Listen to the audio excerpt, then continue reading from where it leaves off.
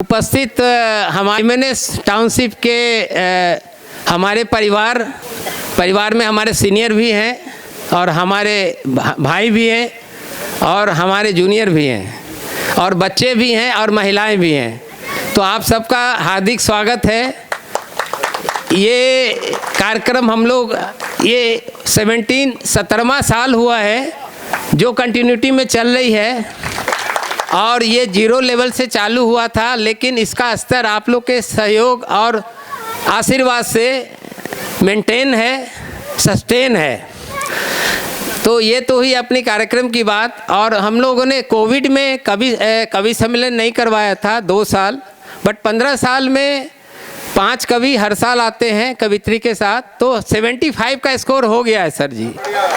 और हमने ये बैजू भाई से ऐसे मिले थे फ्लावर शो में, तो बोले बॉस शतक पूरा कर देना कभी 2-4 साल और सूरत में भी अगर रहते हैं तो ये होनी चाहिए। तो इसके लिए जोरदार तालियां। और हर साल हमेशा की तरह पूरे भारतवर्ष के जो सबसे अच्छे कवि होते हैं वो लोग आए हैं, तो हम एक एक करके उनका आमंत्रण करेंगे और उनका फूले गुस्सा से स्वागत करेंगे। तो सबसे पहले मैं बुलाना चाह रहा हूँ कुमार मनोज जी इटावा से।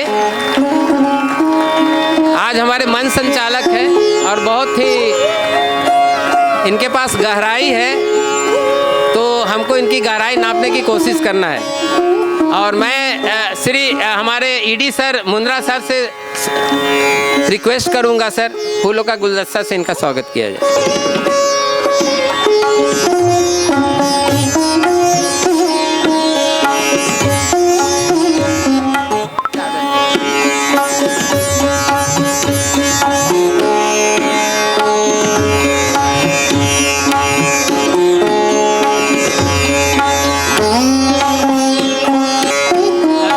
धन्यवाद।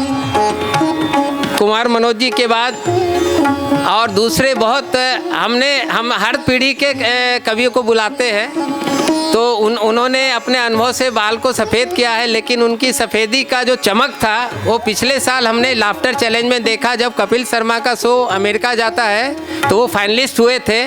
जोरदार ताली से स्वागत। राधे श्याम भारतीय जी इलाहाबाद के हैं। समर सूरी साहब से दरख्वास्त है। हमारे राधे श्याम भारती जी। बट इनके पे मत जाइएगा, इनके पास बहुत सा मसाला है। धन्यवाद धन्यवाद सर। और अभी आ रहे हैं मुंबई से, इनकी छवि देखेंगे तो आपको किसी और की भी याद आएगी। रोहित शर्मा जी लाफ्टर के बहुत प्रसिद्ध कलाकार हैं। हमारे अरविंद शर्मा जी से दरख्वास्त करूंगा, सर स्वागत करिए, तालियों से स्वागत कर दीजिए।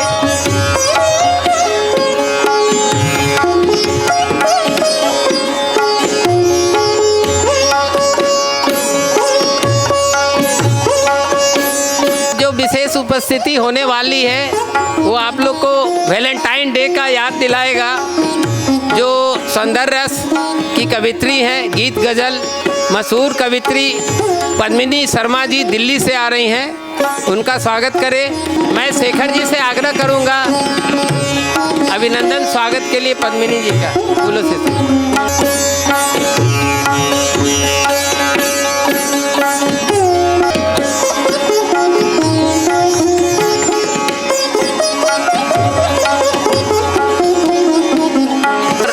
अभी हमारे पास एक अद्भुत प्रेमी आ रहे हैं, कवि आ रहे हैं, उनका नाम है श्री संजय खत्री जी।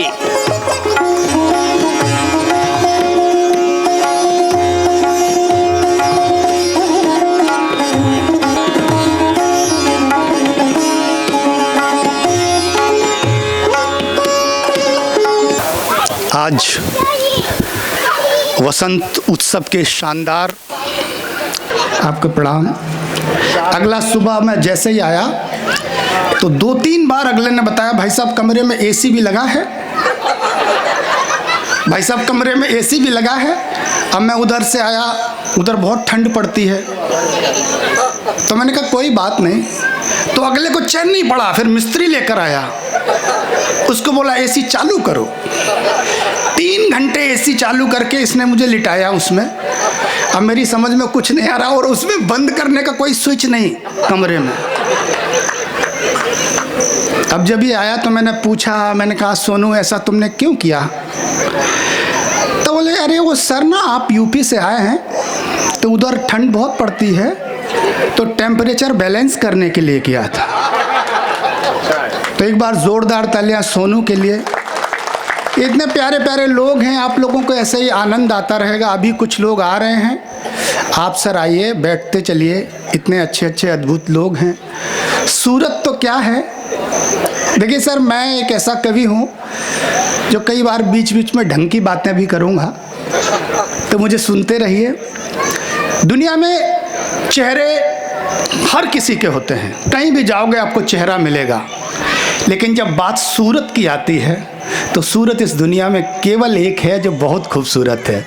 एक बार जोरदार तालियां इस शानदार प्यारे से शहर के लिए।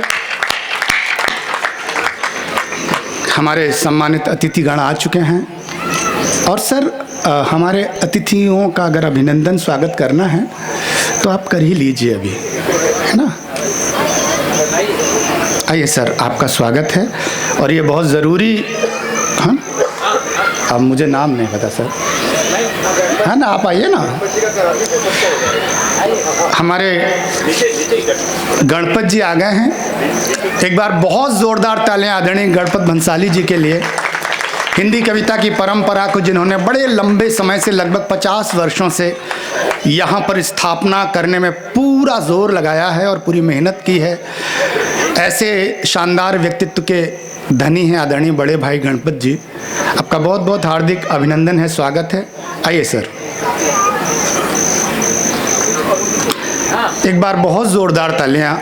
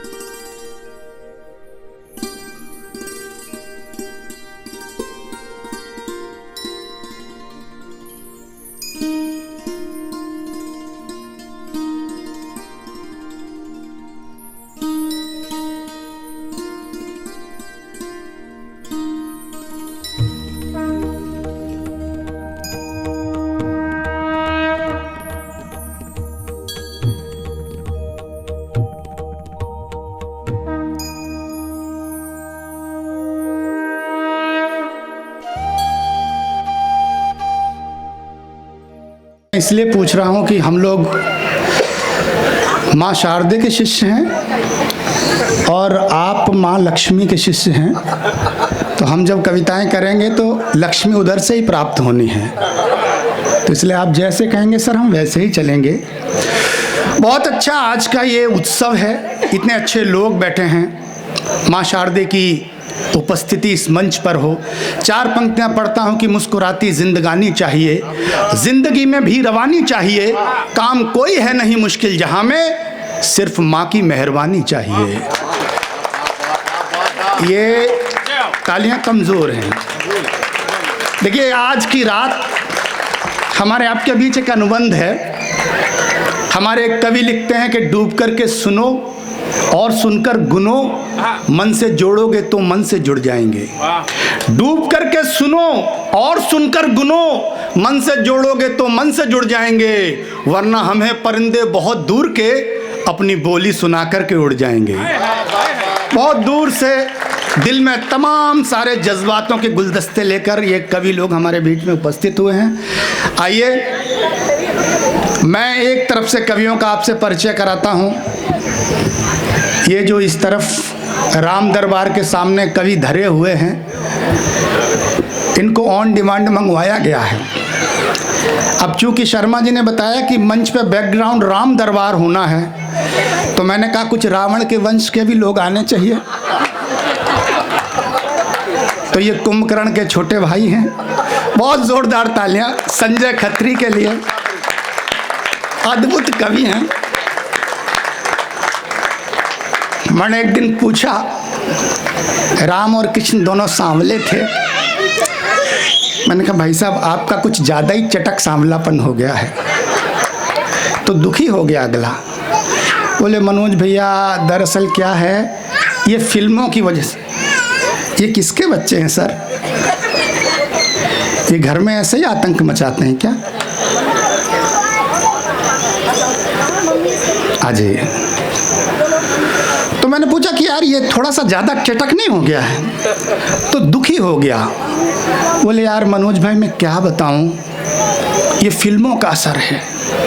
तो मैंने कहा क्या हुआ? बोले मैं ना जब पैदा होने वाला था तो मेरे पापा अमिताभ बच्चन की काला पत्थर देख के आए थे। देखो अगर मज़ा आए तालियां वाले जुड़िए मुझसे, तभी मैं जोड़ने की कोशिश कर रहा हूँ। काला पत्थर देख के आए थे, यानी फिल्मों का असर होता है। तो ये रोहित बगल में बैठा था। रोहित बोला यार फिल्मों का असर तो होता है, मेरे पापा भी जुड़वा देख के आए थे तो हम 2 भाई एक साथ पैदा हुए हैं। इतना सुनते राधे श्याम भारती जी बेहोश हो गए। तो मैंने कहा क्या हुआ? बोले मैंने 6 महीने पहले अली बाबा 40 चोर देखी है। तो ये सारे लोग हैं। ये पद्मिनी जी बैठी हैं, पद्मिनी शर्मा जी दिल्ली से आए हैं।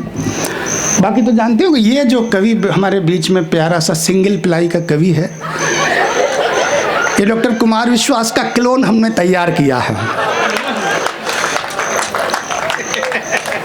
तो हम लोग क्या करते हैं कि कुमार विश्वास बड़े ज़्यादा पेमेंट वाले कवि हो गए हैं, तो हम लोग जुगाड़ करके इसी को बुला लेते हैं।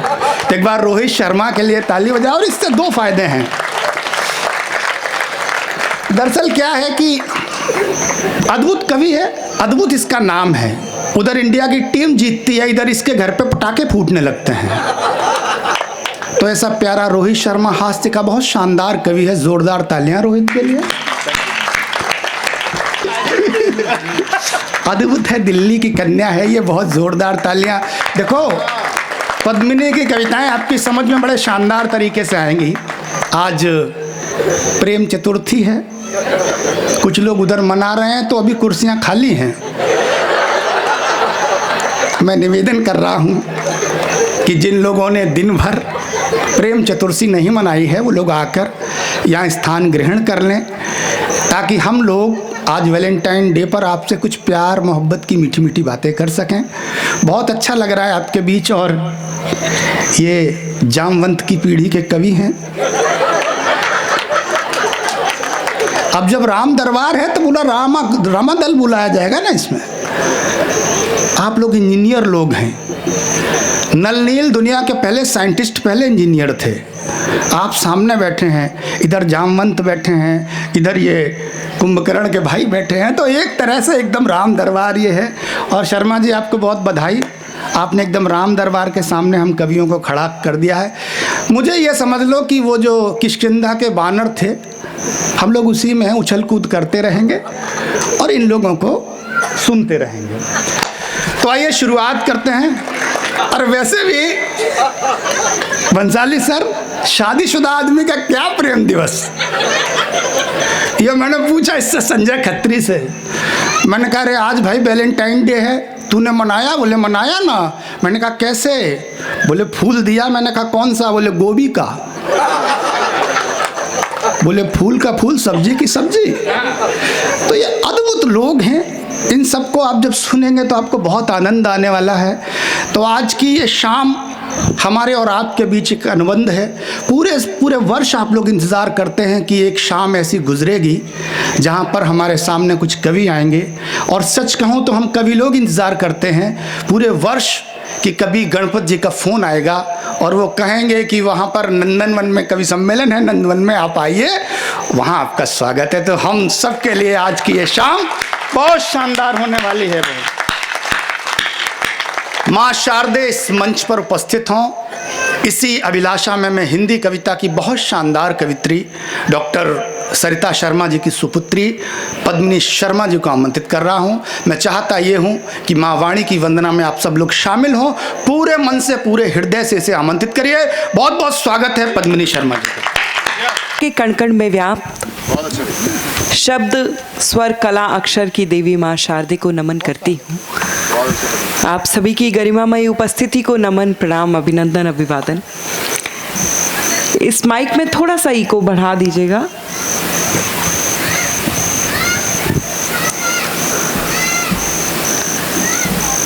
माँ सरस्वती का वंदन करने का आदेश हुआ है।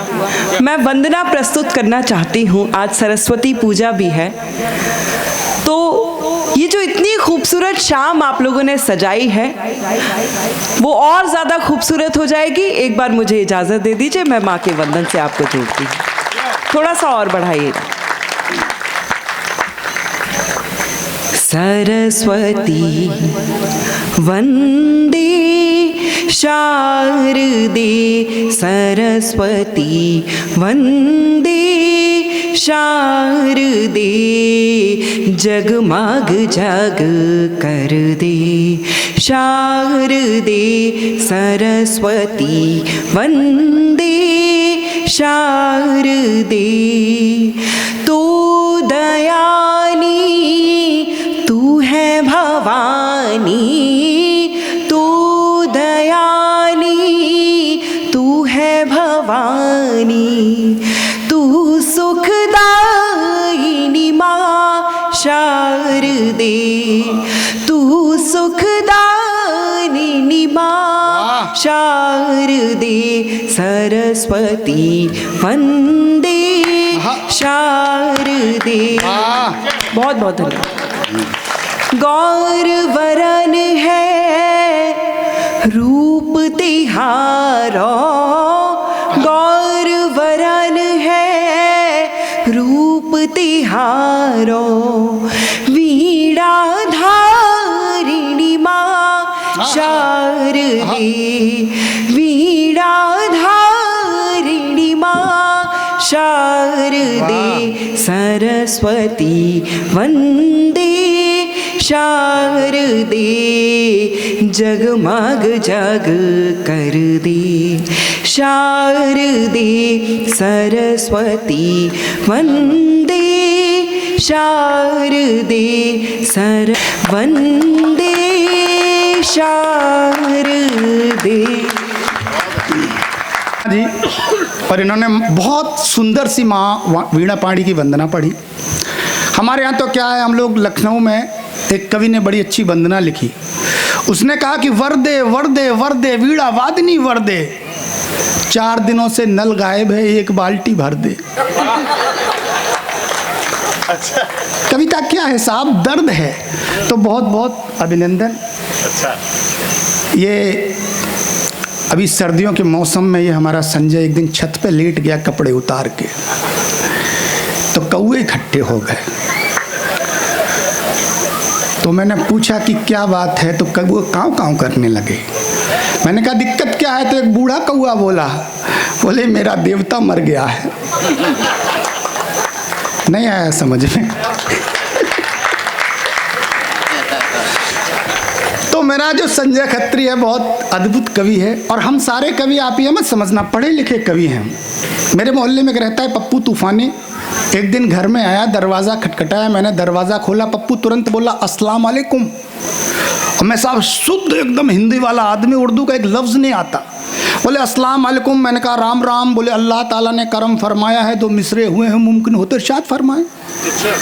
अपनी समझ में एक अक्षर नहीं आया, लेकिन मैंने कहा यार पप्पू तू तो उर्दू सीख गया, ऐसा कर यही 2 लाइन मुझे रटा दे, मैं भी वहाँ सूरत में जाऊँगा, सुनाऊंगा, इंप्रेशन जमाऊंगा, भंसाली जी समझेंगे अगले कवि को उर्दू भी आती है। साहब मैंने रट्टा मारा। रट्टा मारने के बाद मैं इधर आया, तो जब कवि नई बात कोई सीखता है तो सुनाने के लिए उसके पेट में ऐसे भभूका उठता है। तो मैंने कहा तेरे को देख के बीमार हुई होगी। तो बोले नहीं कसम से भैंस बीमार है, कुछ जुगाड़ बताओ। तो मैंने उसको जुगाड़ बताई। मैंने कहा लेकिन एक काम, मैंने इसको एक दवा बताई। मैंने कहा उसको पीस के एक पाइप में डालना है। बोले फिर क्या भैंस के मुंह में पाइप डालना है? बोले फिर क्या पाइप मुंह से लगा के फूंक मारना है, दवा भैंस के पेट में जाएगी, भैंस ठीक। अगले ने रट लिया। 2 दिन बाद फ़ोन आया, बोले भाई साहब मैं बहुत बीमार हूँ। मैंने कहा क्या हुआ? भैंस का क्या हुआ? बोले भैंस का जो हुआ सो हुआ, मैं बहुत बीमार हूँ। तो मैंने कहा क्या हुआ? दवा खिलाई थी? बोले खिलाई थी। बोले सर आपने जैसे बताया था, दवा मैंने पाइप में रखी थी। मैंने कहा भैंस के मुंह में पाइप दिया था? बोले दिया था। बोले फिर दिक्कत क्या हुई? मैंने कहा फूंक मारा था। बोले बस यही गड़बड़ हो गई, फूंक मुझे मारना था, भैंस ने पहले मार दिया। ऐसा मल्टी कलर का कवि आपने पहली बार देखा होगा।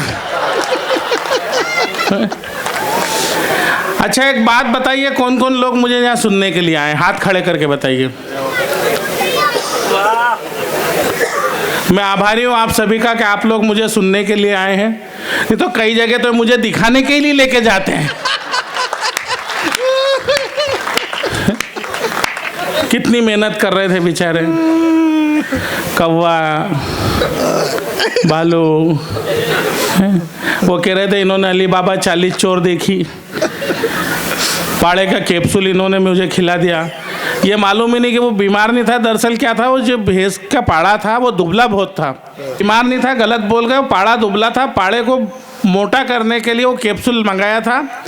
वो जैसी पाइप में रखा, मैं फूंक मारूं उससे पहले पाड़े ने फूंक मार दी, तो मैं ऐसा हो गया। वो ये बात जैसी भाभी जी को मालूम पड़ी है, मनोज जी, तब से वो कैप्सूल भाभी मेरे से मांग रही है कि आपके भाई साहब बहुत दुबले हो गएंगे। ये कह रहे थे कि वो वाह इन्होंने अली बाबा 40 चोर देखी।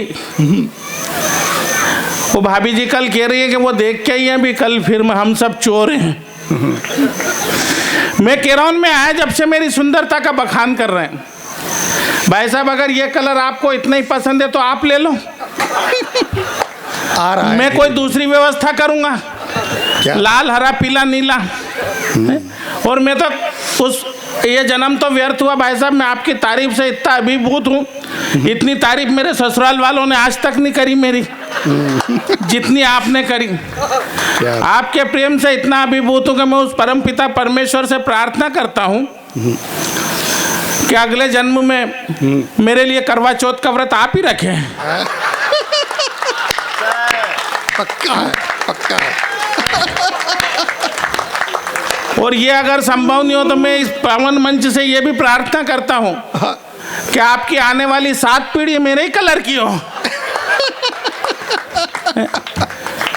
कुंभकर्ण का भाई बता दिया मेरे को। देखिए युद्ध जीतने के बाद में भगवान राम अगर आए थे तो अकेले नहीं आए थे, उनके साथ बंदर और बांदरी भी आई थी। क्या बात है। और आपको आज अगर इस राम दरबार में सब एक कलर के कपड़े पहने हुए देख लें तो वो सब हम बंदर ही हैं सुग्रीव की सेना के। बहुत बढ़िया भाई, क्या मैं कह रहा हूं मैं आया जब से मेरी सुंदरता का बखान कर रहे हैं, हालांकि मुझे इस बात का बिल्कुल भी घमंड नहीं है क्योंकि कर्ण की भांति मैंने कभी दान नहीं दिया, कद का अपने मुख से कभी बखान नहीं किया, और मन की सुंदरता ने तोड़ाया आईनों के भरम को, और मैंने अपने सुंदरता का कभी अभिमान नहीं किया। वाह, क्या बात है। आदरणीय भाई साहब मेरे बड़े भाई हैं और मैं इनका छोटा भाई, ठीक उसी प्रकार जिस प्रकार रावण का छोटा भाई विभीषण था, बाली का छोटा भाई सुग्रीव, प्रमोद महाजन के छोटे भाई प्रवीण महाजन थे, और इन तमाम बड़े भाइयों के सामाजिक उत्थान में हम छोटे भाइयों का बहुत बड़ा योगदान था। क्या बात, वाह। हालांकि मेरा ऐसा कोई विचार नहीं है, क्योंकि पुष्प कभी श्रद्धा के अर्पण नहीं कर पाया, एकलव्य की भांति कभी समर्पण नहीं कर पाया। आप तो साथ रहे सदा मेरे राम की भांति, मैं ही अभागा कभी लक्ष्मण नहीं बन पाया। वाह, मैं बहुत बढ़िया। ज्यादा बड़ी बड़ी बातें नहीं करता हूँ साहब। इंदौर से 27 किलोमीटर दूर बेटमा नाम का एक महाद्वीप है। अच्छा, हाँ महाद्वीप, मैं वहां पाया जाता हूँ। आज भाई साहब के विशेष निवेदन पर यहाँ उपलब्ध हुआ हूँ। मुझसे पहले आपने कई सुंदर कवि देखे होंगे, मैं उन सब में ज़्यादा सुंदर था, इसलिए मेरा नंबर जरा देरी से आया। मेरे कलर के बारे में तमाम प्रकार की बातें कही, पर भाई साहब आपकी जानकारी के लिए एक बात बता दूं कि इस दुनिया में जितने भी काले लोग हुए उन्होंने बहुत नाम कमाया। Nelson Mandela, Serena Williams, Vivian Richard, Brian Lara, Barack Obama, Droupadi Murmu, PT Usha, Kapil Dev, Vinod Kamli, Surendra Dubey, Shambhu Shikhar, Narendra Nakhetri, Sanjay Khatri. भाई बहुत बढ़िया संजय भाई। अगला नंबर अपना ही है। और वो विवियन रिचर्ड तो नीना गुप्ता के सहयोग से भारत को एक तोहफा भी दे के गया।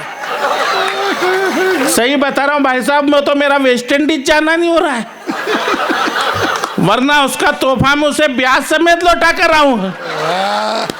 भाई बहुत अच्छा संजय, वाह। एक बार तालियां हो जाए संजय के लिए, क्या बात है, बहुत बढ़िया। ये भी देशभक्ति है, और मैं तो सच्चा देशभक्त हूँ, क्योंकि अंधेरों के लिए उजाले अच्छे हैं, भूखों के लिए निवाले अच्छे हैं, और सफेद पोष देशद्रोहियों की भीड़ में हम देशभक्त काले अच्छे हैं। वाह वाह। और सफेद पोष देशद्रोही इसलिए कहना पड़ता है क्योंकि एक सफेद पोष खड़ा होकर कह देता है कि मेरी गर्दन पर छुरी रख दो तो भी मैं भारत माता की जय नहीं बोलूंगा। समस्या ये नहीं कि उस बेवकूफ नालायक ने बात कही, समस्या यह है कि गलती हमसे हुई। जिस वक्त उसने बात कही वो छुरी यदि उसकी गर्दन की बजाय जुबान पर रख दी होती तो ये समस्या ही खड़ी नहीं होती। वाह भाई, क्या ये समस्या तब और ज्यादा बढ़ गई जब देश के बड़े से छोटे कलमकार ने बड़ी बड़ी पंक्तियां लिख दी। भाई साहब मैंने तो केवल 4 पंक्तियां लिखी, और आपको लग जाए कि ठीक ठाक हो गई है तो यहाँ से वहाँ तक तालियों का एक हुजूम खड़ा कर दीजिएगा। मैंने कहा कि हर पिता को अपनी वसीयत बच्चों में बांट देनी चाहिए, गलती कोई भी करे उसे डांट देनी चाहिए, और जो जुबान भारत माता की जय ना बोले मेरा तो कहना जुबान को ही काट देनी चाहिए। क्या बात है, वाह। बोलो भारत माता की, भारत माता की, वंदे वंदे। आंदोलन समाप्त। हाँ, अपनी देशभक्ति इतनी है, और क्या काला काला करते हो, क्या बात है? है, क्या काला काला करते हो? सबकी अपनी अपनी कहानियां थी, कुछ आपकी तो कुछ हमारी भी दीवानियां थी। वाह वाह। ऐसा थोड़ी है, सबकी अपनी अपनी कहानियां थी, कुछ आपकी तो कुछ हमारी भी दीवानियां थी, और आप इतिहास भूल गए, आपको पता नहीं है शायद अकेले काले कृष्ण कन्हैया की 16,000 पटरानियां थी। वाह भाई, क्या बात है संजय, वाह, जिंदाबाद। इन सब कवियों का जन्म हुआ है और मेरा उतार हुआ है। आप सभी भाग्यशाली लोग हैं कि आज आपको इस अवतारी पुरुष के दर्शन प्राप्त हुए। क्या बात। इसलिए मैं खड़ा हुआ हूं तो एक बार मेरे सम्मान में भी ताली बजाइए, क्योंकि मैं एक एक के कान में आकर तो कहने से रहा कि ताली बजाओ ताली बजाओ। नहीं, मैं कर भी सकता हूं, पर क्या इस सारी प्रक्रिया में समय बहुत लग जाएगा, और आपको मालूम है समय किसी के पास नहीं, समय किसी के पास नहीं, क्योंकि ट्यूब था पहले में अब टैयर हो गया और गायकी में पूरा ओपी नैयर हो गया। वाह, ट्यूब था पहले में अब टैयर हो गया और गायकी में पूरा ओपी नैयर हो गया। और जिस दिन से मोहब्बत हुई मुझे बबीता नाम की लड़की से, उसी दिन से मैं तारक मेहता का अय्यर हो गया। वाह, कहने का तात्पर्य ये भाई साहब के लोग अपना काम भूल गए, जिसे जो काम सौंपा गया करने कोई राजी नहीं। हमें काम मिला कविता पढ़ने का, देखो हम बारी बारी से पढ़ रहे कि नहीं। आप सबको काम मिला ताली बजाने का, बजाओ। और मैं तो कहना चाहता हूं कि मैं अपने काम के प्रति इतना सजग हूँ, मंच पे बैठा हुआ एक भी कवि नहीं होगा, और कवि छोड़ो यहाँ मौजूद एक भी श्रोता नहीं होगा, और ये बात मैं साबित कर सकता हूँ। अच्छा, राखी सावंत ने स्वयंवर रचा, आप में से कौन कौन व्यक्ति स्वयंवर में गया? मुझे मालूम है कोई नहीं गया। मैं गया क्योंकि मैं देश का एक जिम्मेदार नागरिक हूँ और अपनी जिम्मेदारी समझता हूँ। मैं गया और जाकर कहकर आया कि देख राखी, 2 मई 2007 को मैंने शादी कर ली है, अब तू भी कर ले, मेरे भरोसे मत रहना।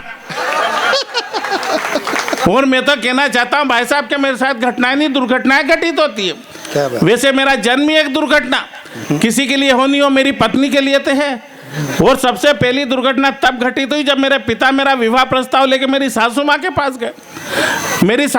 पास गए। मेरा फोटो दिखाया, सासू माँ ने चश्मा आसमा पूछा, फोटो देखा और फोटो देखते उछल पड़ी। क्या रे वाह, मेरी छोरी गोरी कट ने तुम्हारा छोरा काला कट। मैं बूढ़ी हूँ, कोई अंधी थोड़ी हूँ कि मेरी गाय जैसी छोरी किसी भी काले सांड से ब्याह दूँ। और मेरे पिताजी बहुत चतुर, और हो भी क्यों नहीं क्यों मेरे पिताजी कहने लगे, बहन जी माफ कर दो, गलती आपकी नहीं गलती मेरी है, मैं फोटो की जगह नेगेटिव उठा लाया। ऐसे मेरा विवाह हुआ।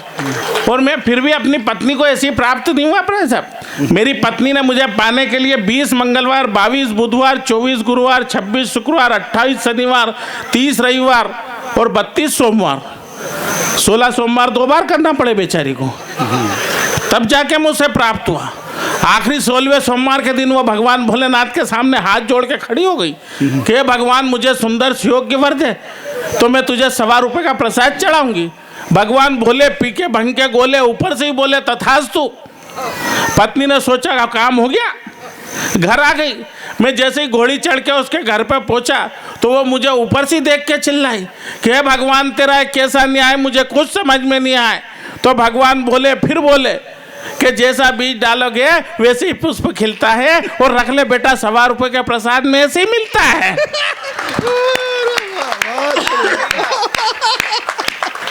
तो मैं कह रहा हूँ मेरे साथ घटनाएं नहीं दुर्घटनाएं घटित होती हैं। क्या बात है। अभी उतरा मैं सूरत रेलवे स्टेशन पर तो एक जूते की पॉलिश वाला आ गया। कहने लगा भाई साहब पॉलिश करवा लो। मैंने कहा रहने दे यार, प्रोग्राम में जाना है। कहने लगा करवा लो भाई साहब, ऐसे करूंगा जूते में आपका मुंह दिखाई देगा। ये रोहित शर्मा मेरे साथ था। कहने लगा रहने दे, इनका तो कांच में भी दिखाई नहीं देता है। बिल्कुल सच्ची बात बता रहा हूँ। मैं और मेरी पत्नी बाजार गए। पत्नी ने जिद करी कि मुझे जर्नलिस्टों से कुछ सामान खरीदना। मैंने कहा चलो। दुकानदार के पास गए। दुकानदार ने पूछा भाभी जी क्या चाहिए? पत्नी ने कहा नेल पॉलिश। दुकानदार ने फिर प्रश्न किया भाभी जी कौन से कलर की दिखाऊं? कलर का नाम सुनते ही वो थोड़ी भावुक हो गई कि जब पति चुनने में ही कलर नहीं देखा तो नेल पॉलिश में क्या कलर देखो? वाह जिंदाबाद संजय, वाह। पर दुकानदार ने कहा नहीं भाभी फिर भी बताना पड़ेगा कौन से कलर के दिखाऊं। तो क्या आप तो स्किन कलर के दिखा दो। अच्छा, दुकानदार मजाक के मूड में तत्काल पूछ पड़ा भाभी जी किसके स्किन के कलर की बताऊं? आपकी के भाई साहब के स्किन के कलर की। जब बात समझ में आ रही है ताली वाली बजाते रहना। अच्छा, मुझे तो लोग सलाह भी उल्टी उल्टी देते हैं। मेरा एक मित्र कहने लगा संजय भाई ऐसे ऐसे नाखून घिसा करो। मैंने कहा क्यों? तक ऐसे ऐसे नाखून घिसने से बाल काले हम सफ़ेद रहते नहीं होते, सफ़ेद काले ही रहते। मैंने कहा भैया अपना तो सब कुछ काला है, तू तो सफ़ेद करने के लिए बता। ये भाई साहब बड़े बड़े प्रोग्रामों में जाते हैं। मुझे तो याद है कलकत्ता एक प्रोग्राम में लेके गए। यहाँ तो दूसरी मंजिल पर ठहराया था, ठहरवाया 13वीं मंजिल पे। दुर्घटना वहाँ भी घटित हुई। भाई साहब मैं और पद्मिनी शर्मा थे उस कार्यक्रम में।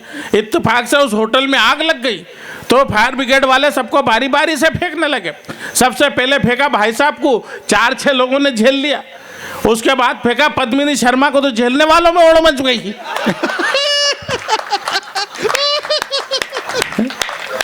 उसके बाद मुझे फेंका, हालांकि मुझे झेलने के लिए 12-15 लोग लगे, किंतु झेलते ही नीचे से चिल्लाए, अरे जले हुए को तो मत फेंको रे। बात समझ में आ रही थी, एक बार ताली बजाए। मैंने बता दिया, मैं तो बेटमा में रहता हूँ, नदी और तालाब में नहाने वाला व्यक्ति। पहली बार गांव के तालाब में जाकर कूदा तो सारे जीव जंतु बाहर हो गए कि अंदर अंधेरा ही अंधेरा हो गया। ये मुंबई एक प्रोग्राम में लेके गए, जिस होटल में ठहराया वहाँ स्विमिंग पूल। अच्छा, स्विमिंग पूल मैंने पहली बार देखा क्या, दौड़ा गया और कूद गया, तो वो जितने भी लोग नहा रहे थे वो बाहर हो गए। वो स्विमर दौड़ा है कि क्या हुआ कि आदमी कलर छोड़ रहा है। मुझे उस स्विमिंग पूल से बाहर निकाल दिया गया। भाई साहब, मैं उदास होकर बैठ गया। इन्होंने समझाया कि तू क्यों उदास होता है, चल तुझे मैं संवाद दिला कर लाता हूँ।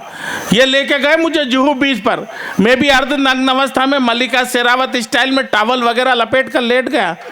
क्या देखता हूँ कि थोड़ी देर में जितने भी चील कौवे सब मेरे पास आकर बैठ गए। एक से इन्होंने फिर पूछा कि रे क्या हुआ, तो क्या हमारा देवता मर गया है। भाई साहब, जनरली लोग नाम और चेहरे से पहचाने जाते हैं। मैं विश्व में एकमात्र ऐसा इंसान हूं जो केवल अपने दांतों से पहचाना जाता हूं, क्योंकि अंधेरे में यही दिखाई देते हैं। मेरे विवाह के बाद जब मेरे बच्चे गोरे बुरे हो तो आसपास के लोगों को शंका पैदा हो गई, यहाँ तक कि मध्य प्रदेश सरकार तक चिंतित हो गई। यह प्रजाति धीरे धीरे नष्ट हो रही है, इसकी सुरक्षा अत्यंत आवश्यक है। उन्होंने तत्काल एक पत्र केंद्र सरकार को लिखा, मुझे Z+ सुरक्षा दिलाने के लिए। हंसने की बात नहीं है साहब, जब इस सहिष्णु देश में असहिष्णुता की बात करने वाले देश के गद्दारों को पुलिस सुरक्षा प्रदान की जा सकती है, तो मेरे जैसे कलमकार को क्यों नहीं की जा सकती। मेरी तो ये स्थिति है कि अगर अंधेरे में खड़ा रहूं तो गिलेनियां और छिपकलियां मेरे ऊपर चढ़ जाती है। प्रोग्रामों में जाऊं तो कई लोग तो मुझे बोरिंग मशीन वाला समझते हैं, हालैंड मशीन वाला। अभी पिछली बार वेस्ट इंडीज मैच जीत गई तो लोग मेरे घर बधाई देने आ गए, क्या बधाई हो बधाई। मैंने कहा क्या हुआ, तो कि वेस्ट इंडीज मैच जीत गई।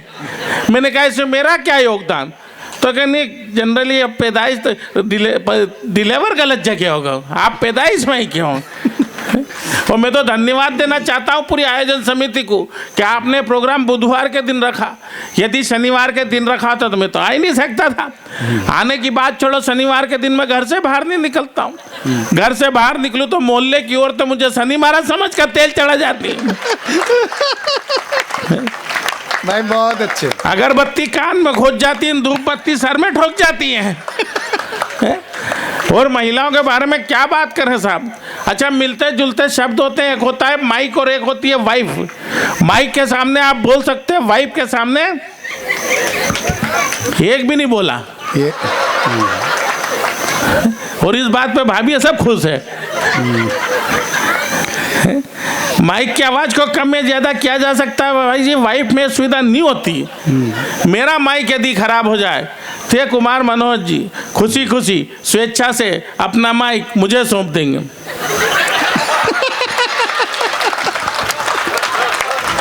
वाह, बहुत बढ़िया, वाह संजय। हो सकता है किसी किसी को सुबह तक समझ में आए, पर भाभियां सब समझ गई है, क्योंकि महिलाओं से जुड़ा हुआ मामला है।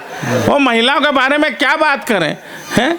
अच्छा, मैं बता रहा हूँ। अच्छा, जब बात समझ में आए ताली वाली बजाते रहना, क्योंकि मैं तो ताली से चलने वाला खिलौना हूँ। मैंने तो मेरी पत्नी को पहली रात में कह दिया था, मैंने कहा देख, सुखी वैवाहिक जीवन का लाभ चाहती है तो शर्मा मत, ताली बजा। वो बेचारी अभी तक ताली बजा रही है। और अच्छा, मजा आ रहा है कि नहीं।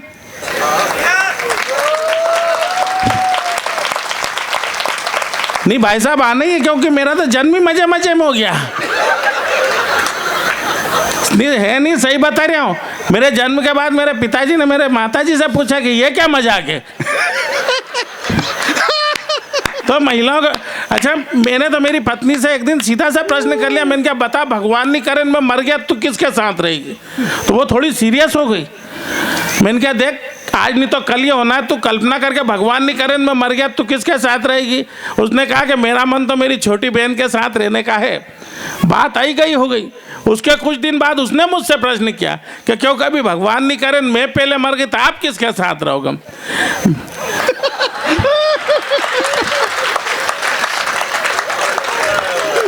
भाई बहुत बढ़िया। ये सामने भाभी जी जो बैठे इन्होंने पहले ही कह दिया कि वो आपके भाई साहब मेरी बहन के साथ रहने का कह रहे थे।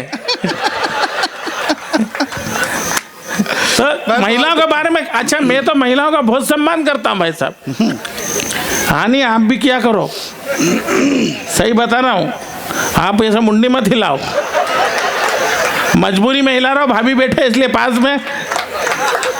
नहीं करना चाहिए अपनी पत्नी का, अगर अपन सम्मान नहीं करो तो पड़ोसी करने लग जाता है। नहीं, महिलाओं का सम्मान करना चाहिए, और मैं तो महिलाओं का बहुत सम्मान करता हूँ।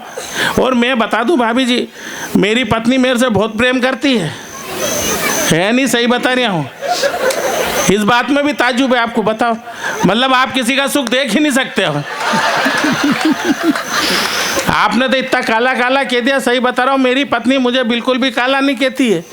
उसे जब कभी मेरी तारीफ करना आती तो कहती आज आप कितने चॉकलेटी कलर के लग रहे हैं। नहीं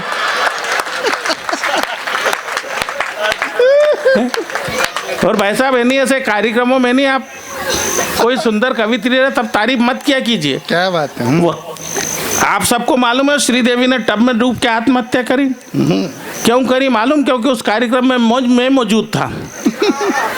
वो बार बार कहा कि हमारे बीच में देश का सबसे खूबसूरत व्यक्ति मौजूद है, देश का सबसे खूबसूरत व्यक्ति मौजूद है। उस बेचारे ने शर्म से डूब के शर्म महसूस करके अगले दिन वो टब में डूब के आत्महत्या कर ली है। तो मेरा कलर के बारे में, महिलाओं के बारे में क्या बात करें, मैं बता रहा था, मैं महिलाओं का बहुत सम्मान करता हूँ, और वो इसलिए करता हूँ क्योंकि ये महिलाएं वही हैं जो एक साड़ी पसंद करने में पूरी दुकान बिखेर देती है। उसने आपको और मुझे पसंद किया है, और आपकी छोड़ो मुझे पसंद किया है। तो महिलाओं के बारे में क्या बात करें साहब। मैं तो जिस प्रोग्राम में जाता हूँ उस प्रोग्राम में मुझे पुरुष देख के खुश होनी हो, महिलाएं खुश हो जाती हैं। महिलाएं खुश हो जाती, यहाँ भी सब खुशी हैं। महिलाएं खुश हो जाती और वो सोचने लगती है कि अपने वाला कम से कम ढंग का तो है। एक बार ताली बजाइए भाई, जोरदार तालियां, बहुत बढ़िया, जिंदाबाद समझो, वाह। अच्छा, मेरे साथ तो समस्या भाभी जी, मैं अगर किसी महिला की तरफ नहीं देखूं तो देखो काला कट देख ही नहीं रहा है, और देखूं तो क्या देखो काला कट कैसे गुर के देख रहा है। अब मैं आया जब से तभी इस समस्या में उलझा हुआ हूँ कि सामने बैठी हुई भाभी जी मुझे हंसकर देख रही है कि देख के हंस रही हैं। भाई साहब, जनरली करवा चौथ का व्रत महिलाएं रात में खोलती है, मेरी पत्नी दिन में खोलती है। कारण क्या है मैं बताता हूँ।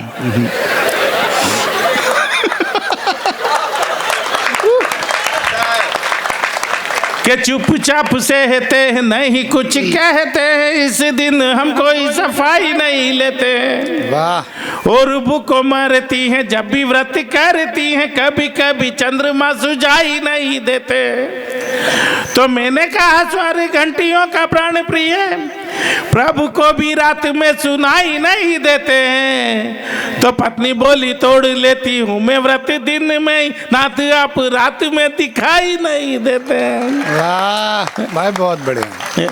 ये प्यार मोहब्बत की बातें कर रहे थे।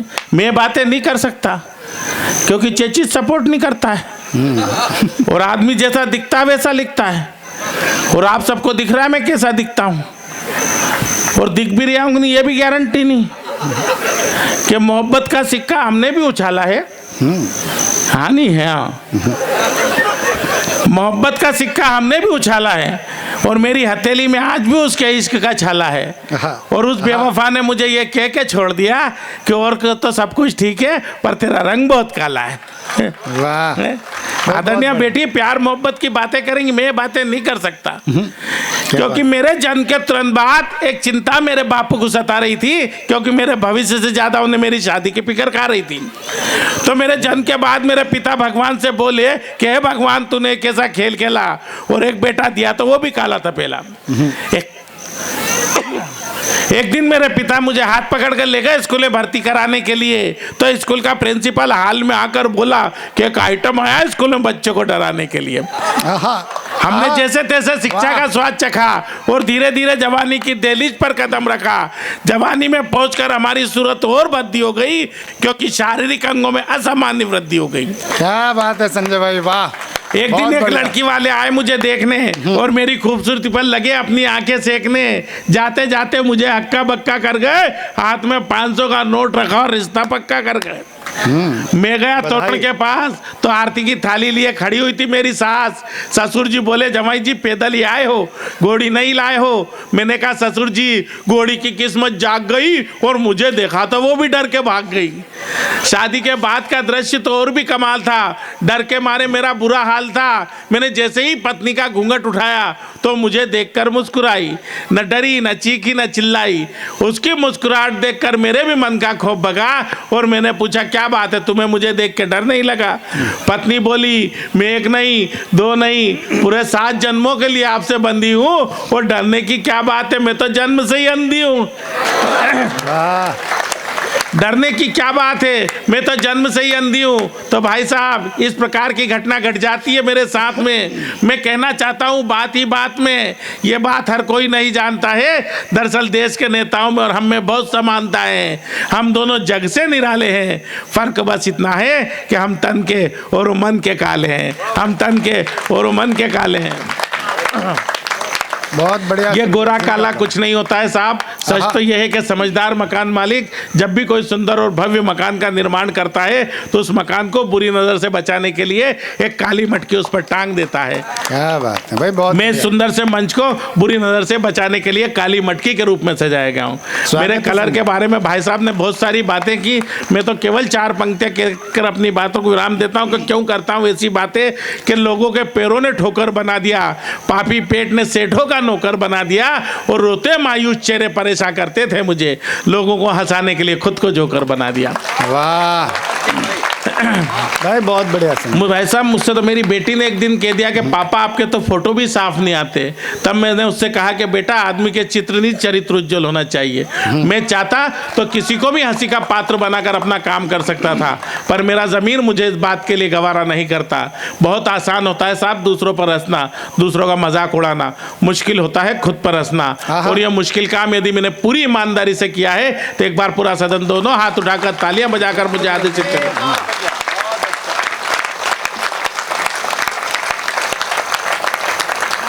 तो मैं माँ सरस्वती का सबसे छोटा बेटा अब इन बड़े बड़े कलमकारों के बीच कविता की कुछ पंक्तियां रखना चाहता हूँ। जितनी संख्या में पुरुष मौजूद हैं उतनी संख्या में कुछ कम संख्या में महिलाएं मौजूद हैं। आपकी उपस्थिति को प्रणाम करता हूँ और आप सबको आश्वस्त करता हूँ कि आप सबका प्रतिनिधित्व करने के लिए मेरी बहन यहाँ पद्मिनी शर्मा मौजूद है। तब मैं कहना चाहता हूँ कि क्या होती है बेटियाँ। पूरा देश लगा हुआ साहब बेटी बचाओ बेटी बचाओ में। तब मैं कहना चाहता हूँ क्या होती है बेटियाँ, कि समस्याएं रोज नई खड़ी हो जाती हैं। समस्याएं रोज नई खड़ी हो जाती हैं, पैरों की पायल ही हथकड़ी हो जाती है और हंसती खेलती हुई अच्छी लगती थी आंगन में।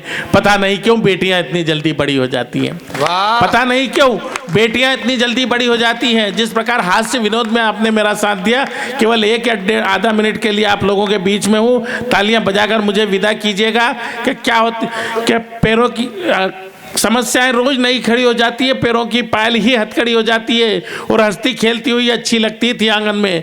पता नहीं क्यों बेटियां इतनी जल्दी बड़ी हो जाती है। और है वो पूंजी जिसकी कभी भरपाई नहीं होती, जिसमें से जुदा कभी नहीं इसकी परछाई होती। और कहने को होती है धन पराया, लेकिन एक बेटी है जो कभी पराई नहीं होती। एक बेटी है जो कभी पराई नहीं होती। व्यवस्थित तरीके से बैठ चुके हैं और मंच भी बड़े शानदार ढंग से चल रहा है। राम दरबार इधर सजा हुआ है और आप लोग माँ शारदे की स्तुति करते हुए प्रेम दिवस का भरपूर आनंद ले रहे हैं। संजय ये टेंशन में था, ये तालियां नहीं बज रही, तालियां नहीं बज रही। दरअसल क्या है, जो लोग अपनी घरवाली के साथ आए हैं उनकी तालियां बजना थोड़ा सा मुश्किल है। साल भर कई सारे लोग कूद कूद कर इंतजार करते हैं इस दिन का, कब होगा कवि सम्मेलन, कब होगा कवि सम्मेलन। तो उनको लगता है कि भाभी जी घर पे रहेंगी, मैं अकेला कवि सम्मेलन में जाके मज़े लूँगा।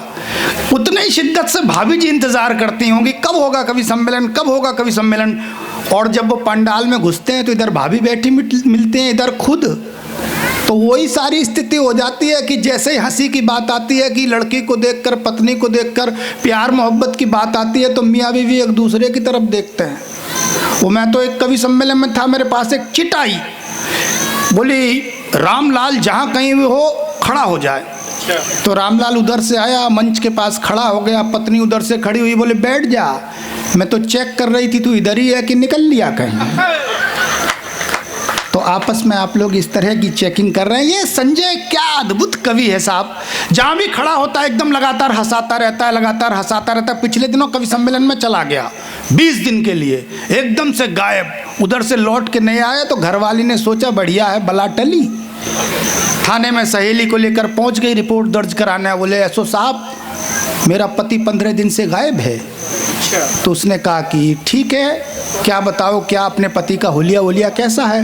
तो अगले ने बताया कि एकदम से 6 फुट का गबरू, गोरा चिट्टा सुंदर जवान है, हाथ में 5-6 अंगूठियाँ पहने हुए है, गले में सोने की चेन डाले हुए है। तो इसकी वाइफ की सहेली ने उसको कोनी मारी। बोले क्या तेरा पति तो एकदम से आइटम है, तो इसको तो यूँ बता रही है कि जाने कितना सुंदर है। तो भाभी बोली कोने मार के, अरे चुप कर, जो गया सो गया, अब कम से कम मिले वो तो ढंग का मिले।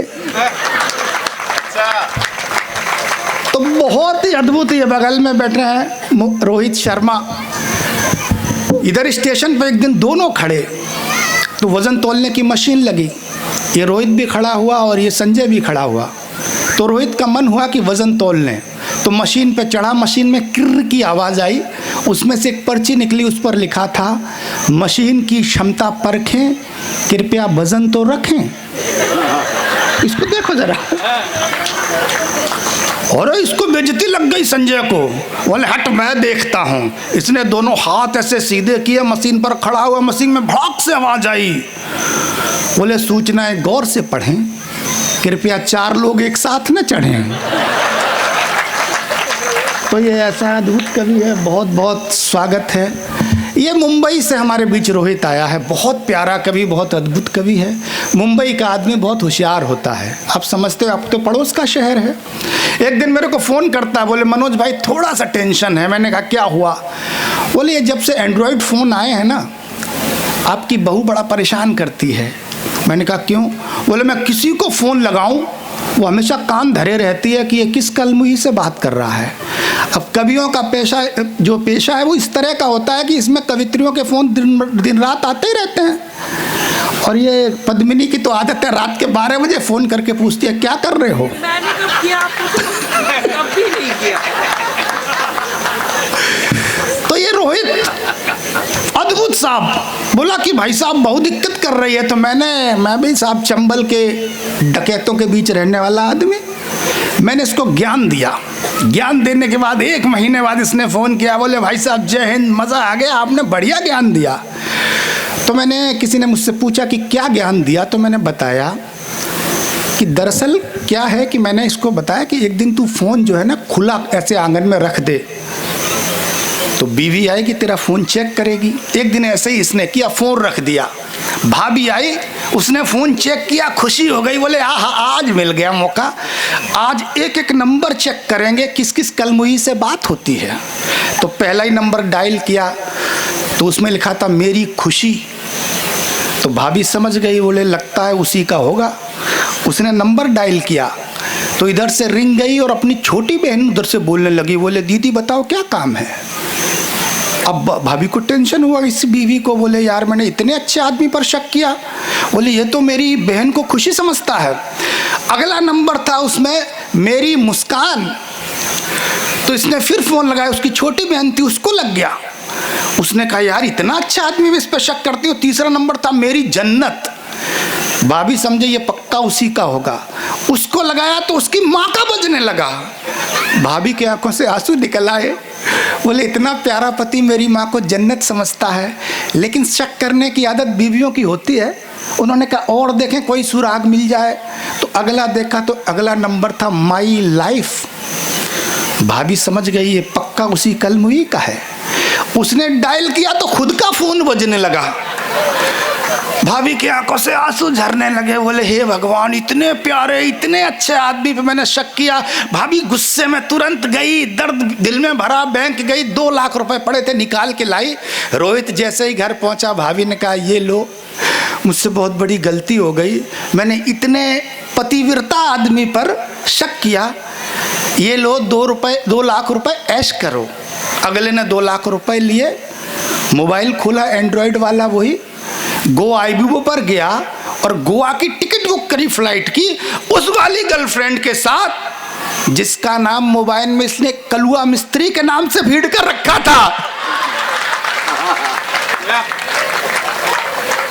तो ऐसा अद्भुत कवि है मेरा प्यारा रोहित, बहुत शानदार कवि है। मैं चाहता ये हूँ, पहली बार आपके बीच आया है ये कवि, और तमाम सारे लाफ्टर शो, तमाम सारे विदेशों में इसके शो होते हैं। ये गणपत भंसाली जी का प्रताप है कि ये किसी भी कवि को बुला सकते हैं। मेरे को फ़ोन करके कह रहे थे मनोज सूरत में आना है, तो अब कवि घुमा फिरा के पैसे पूछता है कि क्या मिलेगा, लेकिन अब इतने बड़े आदमी से क्या कौन ले। तो मैंने इधर ही कहा, मैंने कहा और कौन आ रहा है? बोले और राधे श्याम भारती जी आ रहे हैं, रोहित शर्मा आ रहा। तो मैंने कहा भाई साहब ऐसा करो, जो राधे श्याम भारती को दो उससे 2000 रुपये मुझे कम दे देना। तो भाई साहब बोले फिर ठीक है तुम आ जाओ, उनको 2000 दे रहे हैं।